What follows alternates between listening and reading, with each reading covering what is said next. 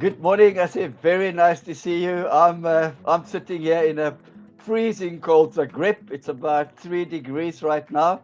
I'm sure in Kenya, in Nairobi, it's definitely a bit warmer. Good morning, Cobus. Good to hear from you. Yes, much warmer and pleasant weather, though we got some rains for the last 1 week with El Nino coming up. So some damage has done, but overall the weather is quite pleasant. Fantastic. That's my fondest memory of Nairobi was the beautiful weather. After that, I went to Ukraine and Kiev. I had those extreme winters up to -20.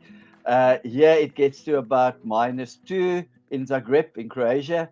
But in Kenya, I know it was just about every day you wake up and it's about 25, 26 all year round. And then you have the rainy season where for a couple of months it was just absolutely pouring down.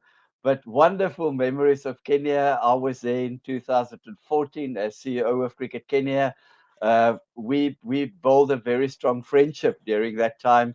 And I'm proud to say that 9 years later, we're still best of friends. We communicate on a regular basis. We always discuss cricket. It always gets back to the cricket. And I remember our last conversation in Kenya. We had a meeting after that in Dubai when I was in Dubai. But in Kenya in 2014, I had a real challenging time as CEO of Cricket Kenya. Uh, it was a very difficult time for cricket in Kenya, and I followed. I arrived there as I think I was about the third CEO in 3 years. They sort of all left for various reasons, and then I lasted about 9 months, and then I also had to leave. But we had a meeting at Jeffrey Sports Club. You invited me for a lunch. We had a lovely curry there. And you told me at the time that you think, and that was 2014, that Kenya cricket there's no ways at that time that you see a positive future. You said to me, you see a very negative picture for the future, and you predicted that Kenya cricket is just going to go from bad to worse. And you mentioned various uh, uh, factors for this decline of Kenyan cricket, and your words were prophetic. We're sitting here today, Kenya cricket. There's a World Cup on going at the moment. The Netherlands is doing incredibly well as an associate member, and Cricket Kenya is unfortunately nowhere to be seen. Can we go back to that conversation that day at Jeffrey? And you take it from there. What you predicted that day will happen to Kenya cricket, and your reasons why you had that negative view of Kenya cricket. Thank you for that brief. I yes, vividly remember our first meet when you visited my office, and then we decided to go for lunch at Jeffrey Club. And we were sharing, the concerns, your vision on what you would happen to Kenya cricket. You had a lot of very valid proposals, valid concerns. And I told you then straight up that you are dealing with a dogmatic and an autocratic leadership that was disaster to cricket. And you can see where we are right now. In fact, at that very time, I had an interview with Tim Wigmore from ESPN, Yes. and I made it very clear where there was a huge statement that he put that Kenya cricket is dead and buried by the former said by the former captain Aasif Karim. And I strongly believed that because the intent with what the leadership was not for cricket.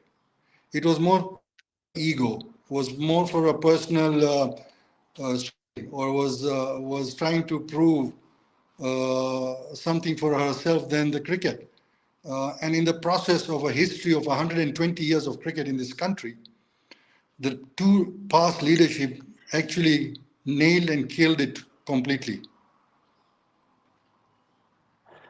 So, do you think what you remember that day you said to me that when I was there in 2014, Kenya participated in in two World Cup qualifying tournaments. I went with a team with the president and chair lady at the time, Jakija Mohammed, we went together to watch a team play in Dubai to attempt to qualify for the T20 World Cup that was coming up. And then uh, just a month later, the team didn't manage to qualify for the T20 World Cup. And that was sort of the writing on the wall. And then a month later, uh, the team went to New Zealand to play in the qualifying tournament for the 50 over World Cup, and again they did not qualify. And during this all happened in my first 2 months as CEO of Cricket Kenya, and during this time we also my first job actually in my second week as CEO.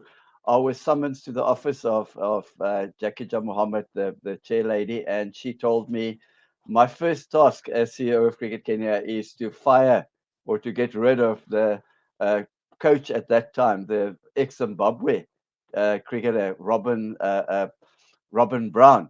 And I'll never forget that day. You know, I walked into to my office. Asked him to come in, and I had to tell him he's got 1 week to pack his bags, and he had his wife there with him, and that they, he's basically been fired. And that was a terrible start to me. And I just had a sense that something is not really working in Kenya cricket. And then about 2 months later, we didn't qualify for both those World Cup tournaments. And since then, Cricket Kenya has just been on the decline. Uh, you manage management. Uh, would you say what could they have done different, do you think, at that time? Do you think they brought in maybe the wrong coaches? Do you think maybe they should have stuck to one coach and tried to get some kind of continuity with a coach where the players get to know a coach? Also, I know at that time a lot of those players that played in that 2003 World Cup with you when Kenya played in the semi-final of the World Cup, the only associate member ever in the history of the World Cup to reach the semi-finals. You had that unbelievable match against Australia, where you took 3 wickets for 7 runs in 8.2 overs. Uh, just so it was at such a high in 2003, and then those players, that team continued as a team until roundabout you retired after that tournament, but some of the players were still playing when I arrived there. I think of Steve Ticolo specifically. He was sort of the big figure in Kenyan cricket at that time as a player, the leading player. And then a lot of them retired, and it just seemed that there was no planning to me at the time when I arrived. They had no plan B. There was no looking at, okay, when this team goes, I mean, they can't play forever. Most of those players were already in their 40s. What next? Have we got the next team ready to step up? Young players, have we played enough under 19 cricket? Did we invest in the future of Kenyan cricket? Or was all the focus just for almost 2 decades on this one team with a squad of, say, about 14 players? I think you have touched on a lot of areas on what happened and what should have happened and how it should have happened.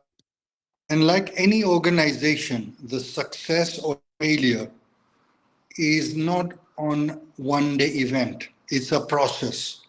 And the success of Kenyan cricket started in the early 90s in terms of going to international. But like anything else, too much focus is spent on the national team. Now, and I rightly say that, when those players phase out over a period of time, which all good and excellent players do over a period, what's coming through? So we never had a solid, what I call a solid development structure, where the under 11s, the under 13s, the under 15s, because that became the feeding system to the under 19, which is then was becoming a stepping stone to playing at the highest level. And then you have the A team, and then of course the pinnacle would be to play in your national team. So the focus, and we had various opportunities to do that. I mean, the first opportunity we had was for the 96 World Cup, where I told you that Kenya was there, has made a mark, and can remain there if structures were put in place. So the players became, I would say, semi-professional in those days, and the road map was clear that the national team would go towards becoming a full-time professional. So that was our first opportunity. Then in '97 we again played the where we qualified with Bangladesh and Scotland for the '99 World Cup, and then at that very period, the ICC felt that Bangladesh and Kenya were ready to go a notch up, where the two teams were given the one-day international status in '97. And of course, the performances were getting better for the national team.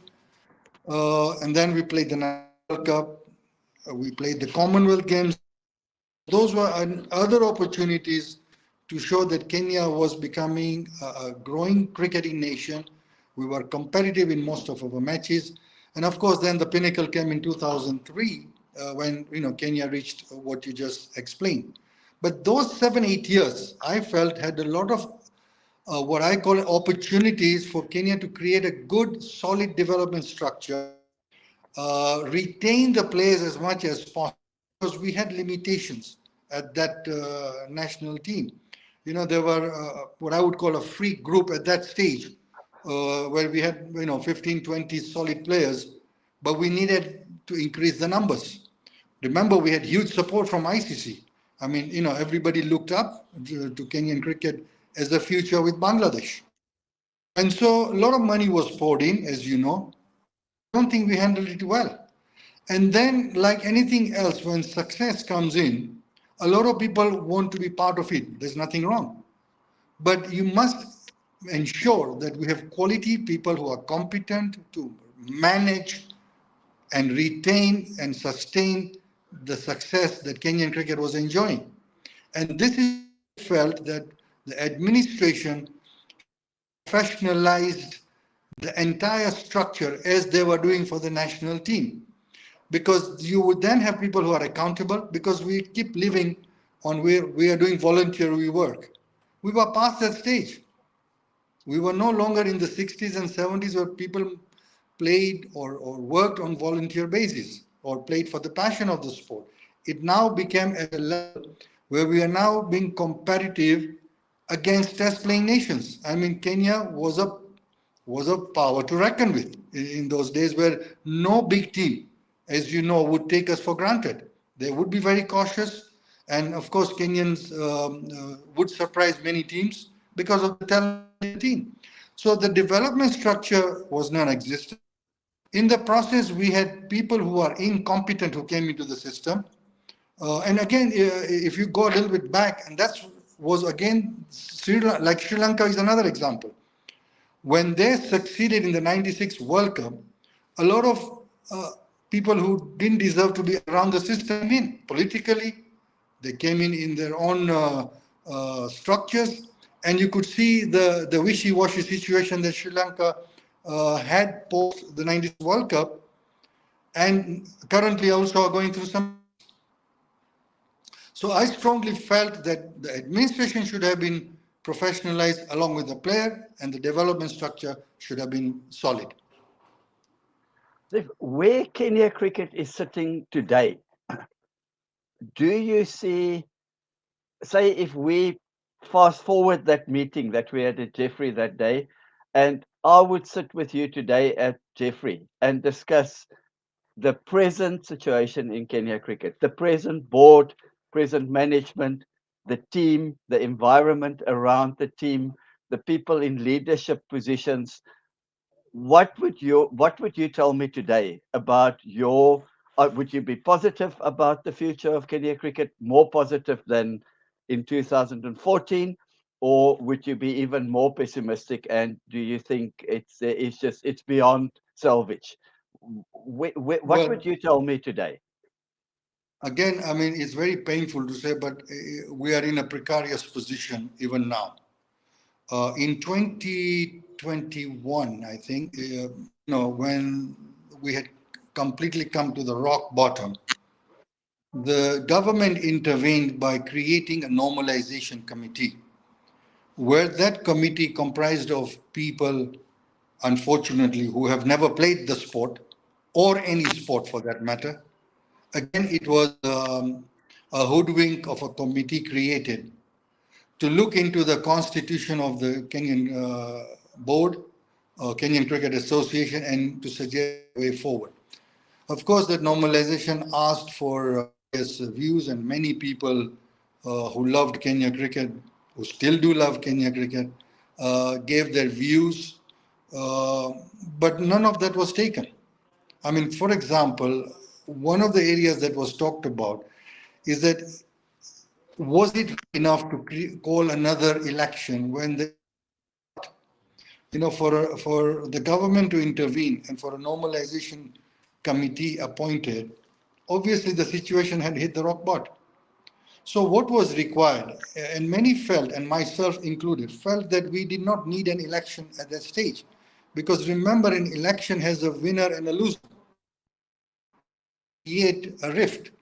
So the temperatures were so high, so it was better placed to bring in some past cricketers, past administrators who have been successful when Kenyan cricket was doing well, give a healing period of, say, 12 months or whatever was approved with a very clear mandate on what needs to be done to put Kenya cricket back on track.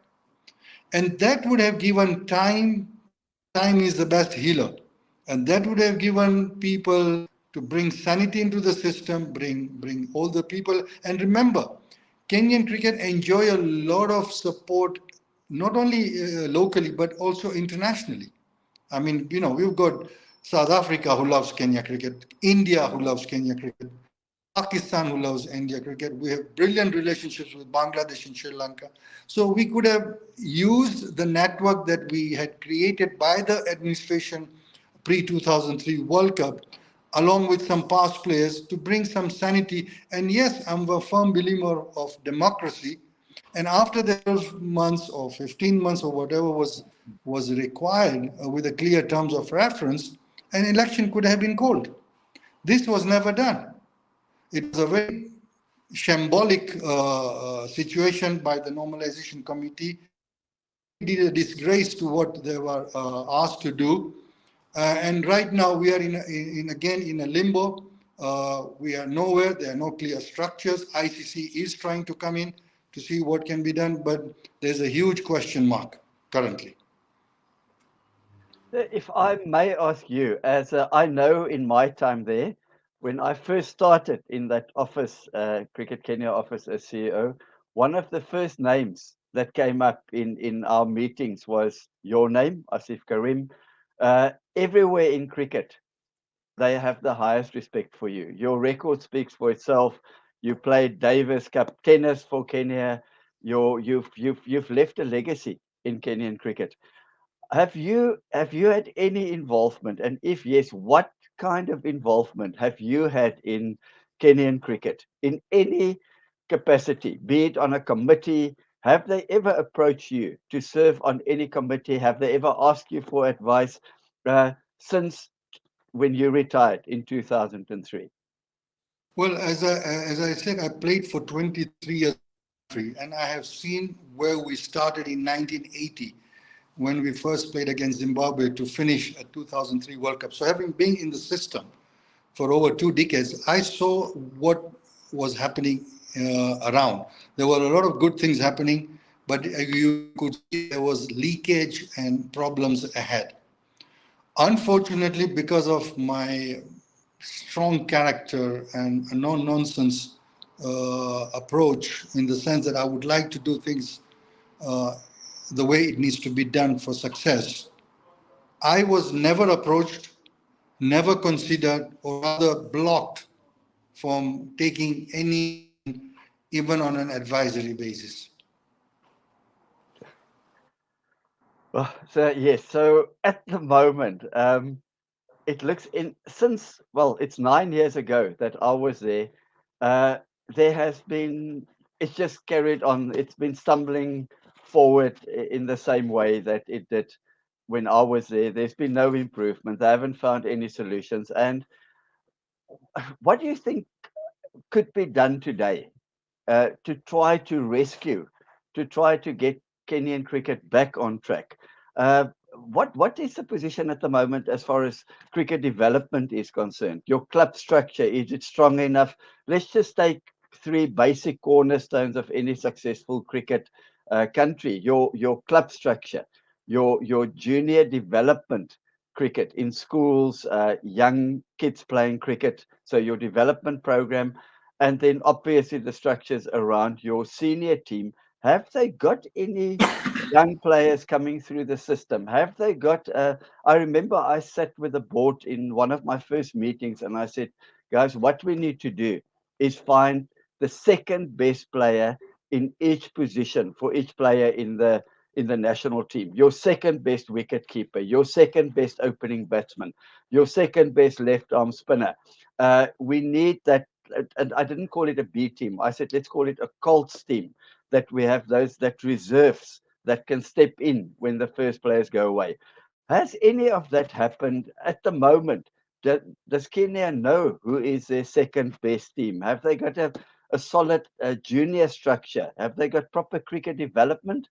Is that in place right now? Unfortunately, not. The administrative feel or are convincing themselves that they are on the right track. We have skirmishes of cricket played at a junior level with incompetent coaches or incompetent structures. Because, as you know, you have done development. I mean, for you to have a good development structure, you must have the right people who know and have done it on how a development structure is built. You talked about the local. I strongly believe that there are three fundamentals of any sport anywhere in the country and in the world. And if you look at all sporting successive countries, they have a solid development structure. They have a very competitive domestic sport, that keeps people pushing because that attracts crowd and that attracts youngsters and that attracts business and that. And thirdly, you must be playing at a higher level, people better than you. That's only way you can improve. So that the complexity is left out when you play weaker opposition. We are doing none of that. Right now, we have a league that's going on where you hardly have anybody attending. We're struggling to get 11 players, let alone quality players. Currently, we have a few Indian professionals playing in the local league, unlike the professionals we had in the 80s when we had the national players playing, the past Indian players playing, and then current Indian players playing. Right now, we have some decent Indian players who are playing, but good enough. And so, what can be done? We had this again an opportunity when the normalization committee was formed, but we failed there again.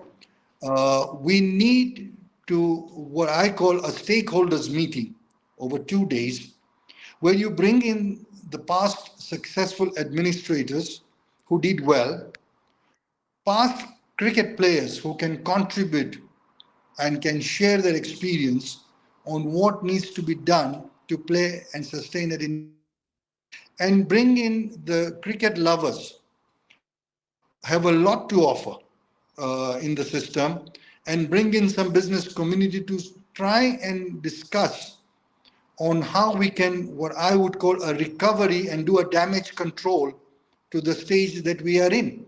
And that can be only done if the leadership is secure, competent, and really sincere in developing the sport. That, in my view, is the only way forward currently. So I'm going to jump and go to. I want to talk about the World Cup a little bit. Uh, Can you tell me, I've been following Dutch cricket very closely. I know a lot of the players, and in the Holland team, I also know the coach, the new coach Ryan Cook, who's done a fantastic job.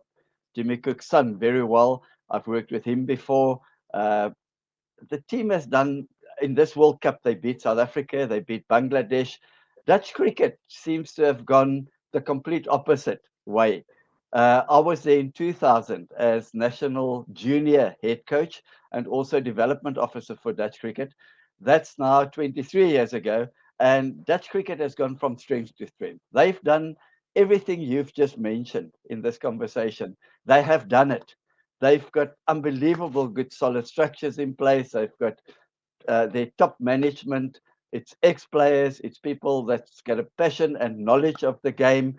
They've got a very good young coach, dynamic coach in Ryan Cook, and their domestic cricket. I remember going to watch club cricket on a Sunday, and you get good crowds. People, it's like a day out for the family. People sit there with their picnic baskets and they watch club cricket. So they seem to have done everything right. What I would like to ask you, when a team, associate team, like in 2003, it's always very interesting for me, the mental side of cricket. When a team like Holland now, and when you played in 2003 as a associate team going into a World Cup, playing against the countries like South Africa, the powerhouses of cricket, India, Pakistan, Australia, what kind of a mindset was around that team in 2003? What would you say was, apart from your playing ability, the mental aspect that made that team special, that got that team to qualify against all the odds for a semi-final in that 2003 World Cup in South Africa? What was the mindset around the team? Well, you remember when Kenya first qualified for the 96 World Cup, that was out of the 1994 Associate Trophy that was played in Kenya, where Kenya, the Netherlands, and UAE for the World Cup. So we were playing cricket as a passion. And when you go into that World Cup, of course, your dream and desire for any cricketer, even a professional cricketer's desire and ultimate goal is to play a World Cup. So for us to just get into the World Cup, where you have seen these big names on television or you've seen them magazines, so now you're going to be playing against them on the same ground. So in 96, it was more of a novelty. And as we progressed in the tournament, our sense of belief kept increasing because we thought we will be outplayed. But we were very competitive in all. Of course, then people remember the famous win we had in Pune against. And all of a sudden, Kenyan cricket international news. It became instantaneously heroic team that did wonders. And the sense of belief started growing that Kenyan cricket has a good hope. And we as players started believing in ourselves much more as we progressed because our coach, the late Hanuman Singh, the former Indian cricket, a lot of belief in us. I think sometimes we would feel that he is just making that we are good. So he had us than we did in ourselves in 96 before the World Cup. But as we progressed and we were doing well, the sense of belief got stronger and stronger. And post 96, the team also had a lot of belief. And we played some good cricket. But when it came to 2003, before the World Cup, where I had to make back on the request of the board, because there was a team. There was almost a mutiny, where the players were demanding huge sums of money or they would boycott the World Cup. So they needed to bring me back in to try and maybe bring some sanity, try to bring some seniority to guide on the picture that we have a bigger than the money that we're looking for. Because a lot of investment was both the board, the sponsors, the players, that were related, from 1990 to where we had reached. So fortunately, Sanity came in before the World Cup, and as we progressed again in the tournament, the complete change took place when we beat Sri Lanka, former world champions in Nairobi, and from then on, it was a different Kenyan team. We went on to beat two other test playing nations. We beat and then we beat Zimbabwe, to get into the semi. So the sense of belief, I think we had a very good coach, Patil, former Indian cricketer, who understood the psyche of the players because remember, he had played in our local league for almost 10 years. So he knew each and every player. And then we had a very good support by the name Andrew Kirsten from South Africa, who I think is a good friend of yours. Yes. He also did a tremendous job in supporting the team, guiding the team, brought in new technique on fitness, on fielding practice, and so the team was well prepared in terms of the cricket. And having sorted the outside cricket politics, the team again wanted to do well. And remember, every player at World Cup wants to do well. And when you do well as a player, and if everybody is on the same page, the team will inevitably do well. And that's what happened in 2003 World Cup. So if I look at it, basically that's self-belief, and without that self-belief, I'm going to look at individual players a bit more in a World Cup. This past week, when South Africa played, got absolutely destroyed by India after the big build-up. Bit of an anticlimax. India absolutely outplayed South Africa in every facet of the game. But a specific young player that I've been following for quite a while, the South African all-rounder, he bats number 7, fast bowler, Marco Jansen. He came up against the two Indian inform opening batsmen, and especially Robin Sharma absolutely took him apart. His opening spell, I think his first over was he bowled something like 5 wides, and he just completely lost it during the game. And he they took him to the cleaners. And then subsequently, in the game after that, they against Afghanistan this week, he was dropped from the side. So it looks like I don't know if they're going to bring him back for the semi-final, but it really looked in that those Indian openers. Something went wrong on the mental side. I looked at the bowling coach, who I happen to know well, of the South African side. Eric Simon said there's nothing wrong with his bowling technique, so you can't go back to the drawing board and fix something in his bowling technique. It's all there. It was 100% a mental problem, and they have to work on that. Uh, I'd be surprised if they're going to play him again against the same Indian side in a possible final if we can get past Australia. When you played, okay, you were a much more experienced player at that time. But when you played against Australia in 2003 and you took 3 wickets for 8 runs and you bowled to a player, he was one of your victims, I believe, Ricky Ponting, a legend of the game. What was your mental mindset? Say, what advice would you give to a young player like Marco Jansen today with your experience and with hindsight, having played in 3 World Cups? Well, I think the key factor is to believe in yourself. That I think is paramount.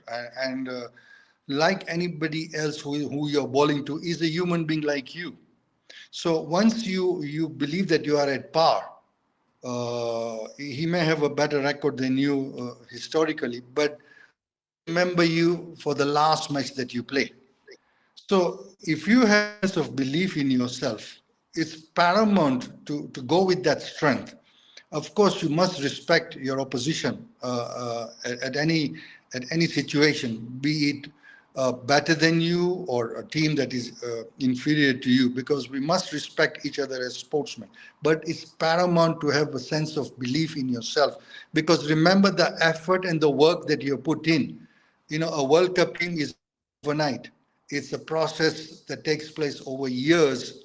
And for you to have made it for your national team at the World Cup means you are good enough It is only matter of putting your mental state in the right frame, and that's very important that your teammates and your management staff must have faith fully, and the energy that is given around must be paramount.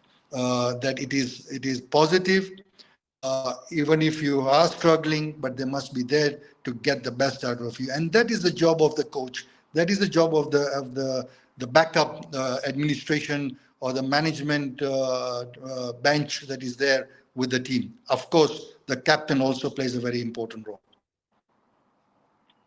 So I would say for young Janssen, the advice from Asif Karam would be back yourself, go back and have that self-belief.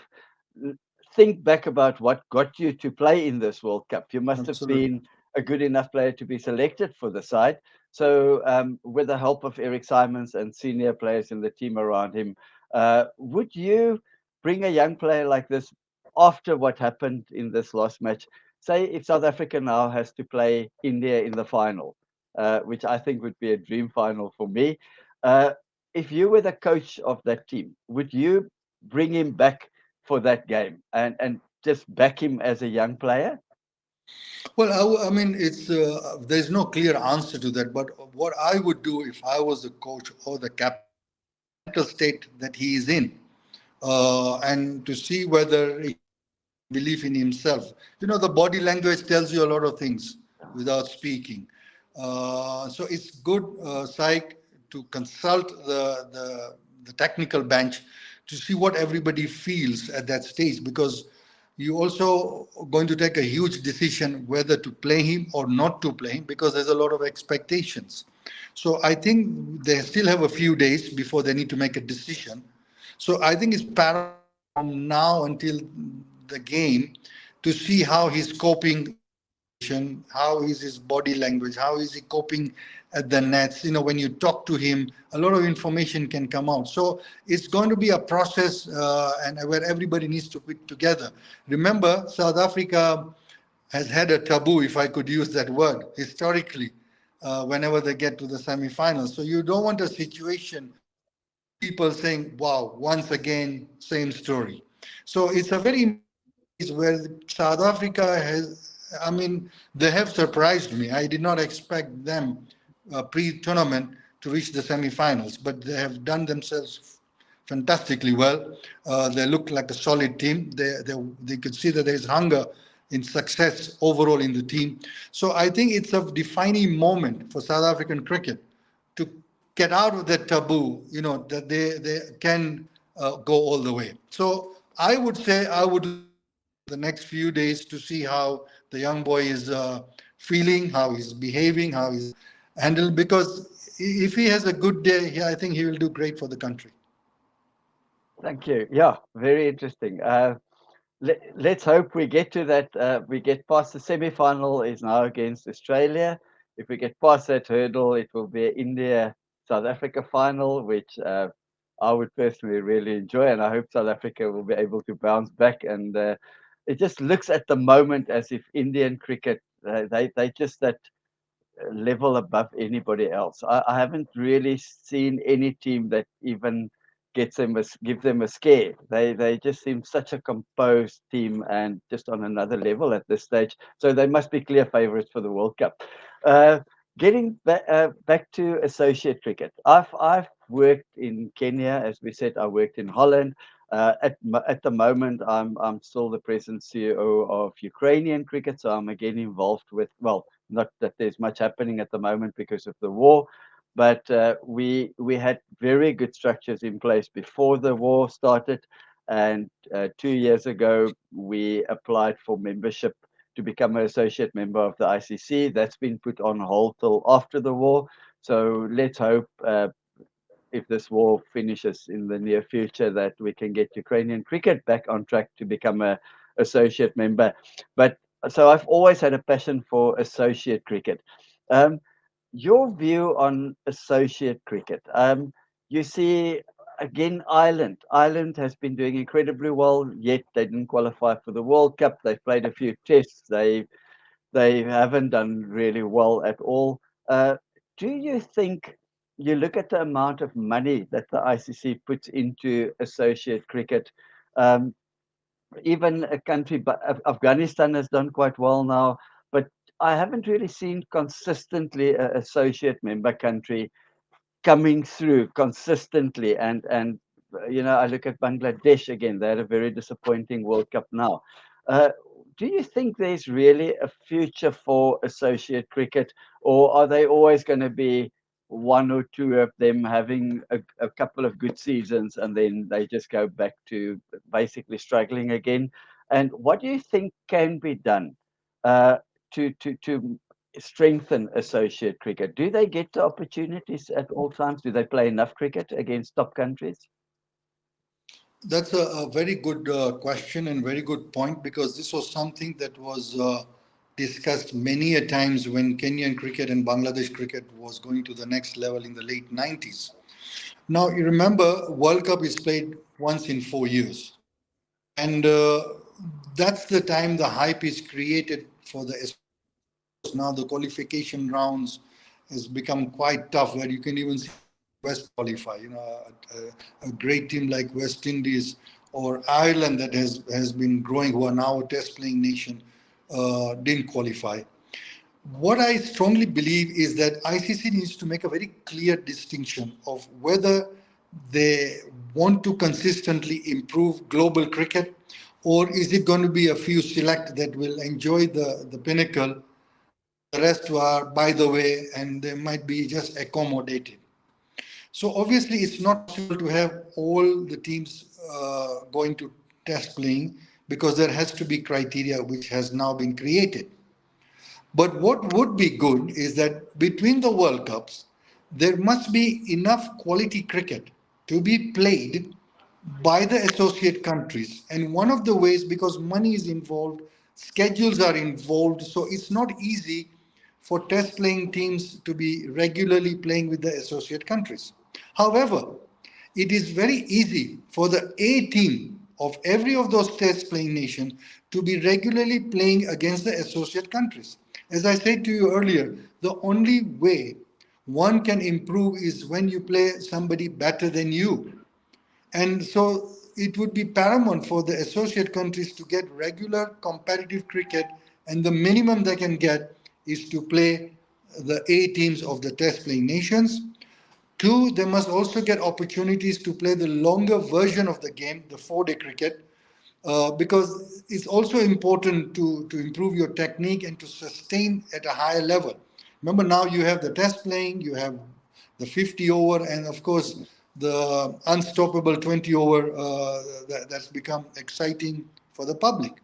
So it is paramount for a broad thinking to see how we can grow associate cricket, because there is potential. I mean, we see what Kenya did in 90s. We see what Bangladesh in the 90s, before they became a test playing team. We see what Afghanistan has done, okay, even though now they are a test playing team. Ireland, and of course Netherlands. Netherlands, I think this is their fifth or sixth World Cup that they are playing since '96. So there is potential. So it's paramount that a lot of broad thinking needs to be done, how to sustain and how to grow the levels. Yes, the levels have grown. If you look at cricket right now, it's not that the standards have gone up. I think every country has taken their level up. And that's why you see a lot of surprises in these big tournaments, like obviously what Afghanistan has done, what Netherlands has done.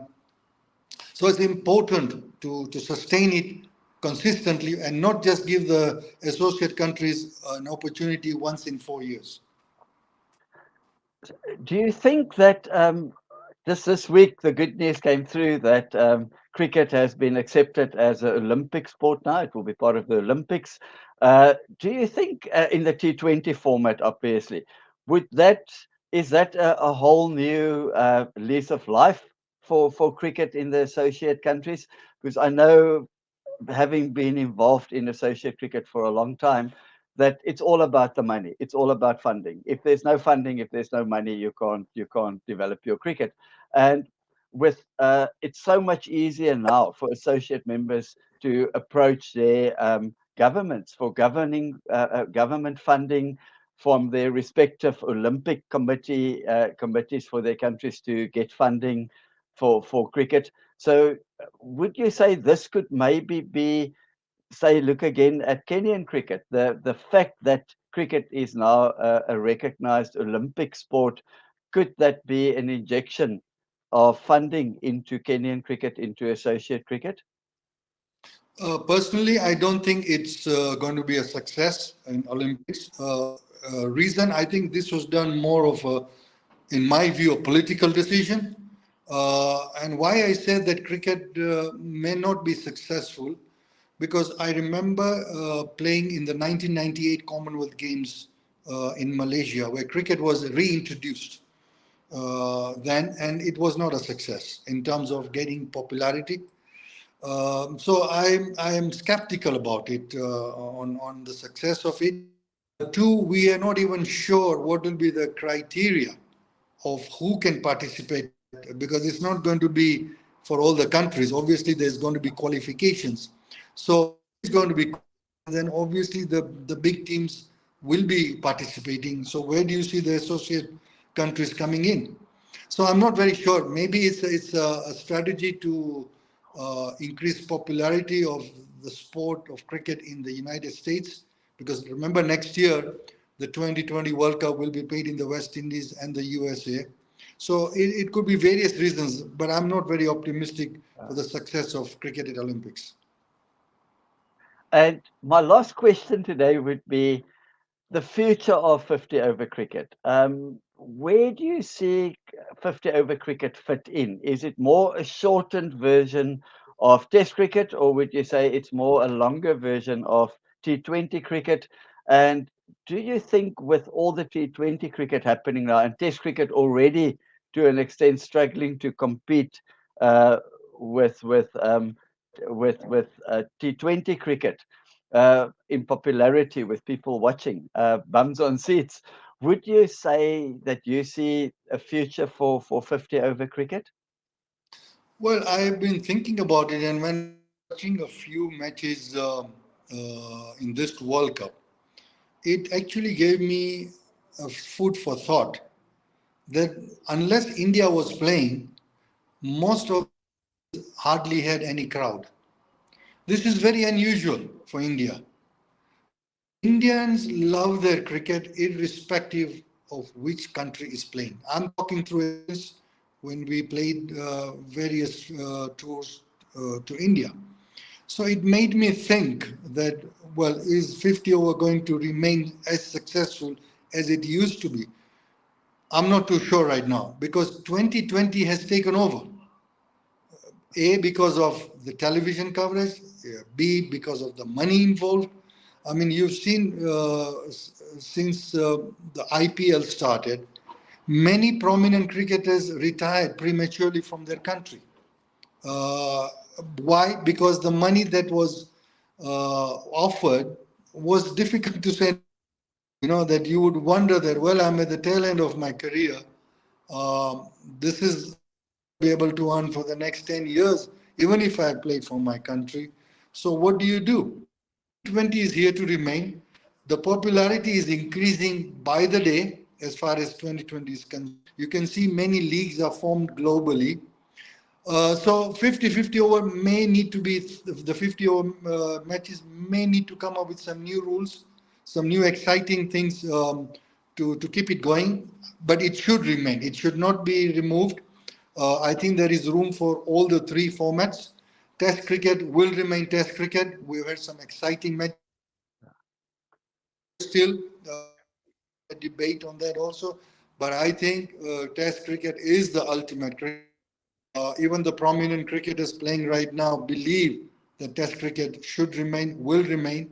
I'm optimistic on Test cricket. Of course, 2020, there's nothing to debate. It's here to remain for a long time. But the 50 over needs to be relooked at, but must be retained. But maybe create some kind of rules or regulations to bring that excitement again I in think terms of how the structure is played. I said my last. I'm a big lover of Test cricket. I find nothing better for me than a 5-day test. Also because I love spin bowling, and that's why it's so interesting for me to talk to you. I think that's the one aspect of cricket where I know I was an opening batsman, and you see the spinner coming in, and it's sort of a mental thing for a batsman. It just, oh, this is going to be easier than facing the quick, fast bowler with a new ball, and then the spinner lobbing it up using his guile, his skill to outwit a batsman. For me, I mean, watching Shane Warne bowl was one of the highlights of my time of watching cricket. I mean, the skill sets being a spin bowler. So I want to ask you, as a player that played in 3 World Cups, as a left arm spin bowler, the 3 best batsmen that you ever bowled to in your career. Obviously, Sachin Tendulkar, um, bowled him a few times, and I feel, I wish I was DRC in those days when I had trapped him when he was on 99, getting his first 100 in a World Cup. Of course, he was a formidable cricketer. Another batsman that I felt was class was Rahul Dravid, who was very solid. And of course, Ricky Ponting, though I just bowled him 5 deliveries, but that's the name that we carry to date. His records speak for itself. But obviously, at international level, for an associate country, for us, every wicket or every match that we played was paramountly important and significant. Aziz, thank you so much for the conversation today. I really enjoyed it. Thanks for making the time. And it was great talking to you. And I hope, we don't know what the future holds, but I hope to have a carry with you again one day at Jeffrey Cricket Club. And hopefully, Kenya cricket will be in a better place. Thank you so much. Thank you, Kabas. I also appreciate your perseverance in doing this interview. As always, I appreciate your passion and your love for Kenya cricket, because I know you are also hurting because you saw the potential that was here in Kenya. And whatever you're doing in Ukraine was also very good. It's unfortunate that the war has delayed the progress in cricket, but I'm sure with time you will make a huge impact, which you do wherever you go. I wish you all the very best. Thank you very much, Asim. Have a lovely weekend and we'll chat soon. Thank you so much. Thank you. All the best. Bye. Thank you, sir. Bye. But just keep Yeah. your okay. I've ended recording. So thank you so much. I really enjoyed it. I don't think there'll be any editing. She'll just give it a nice little beginning with a little theme song and that. But so interesting to talk to you. I really miss talking cricket to people here in Zagreb. They don't know I cricket here. know. But thank you so much.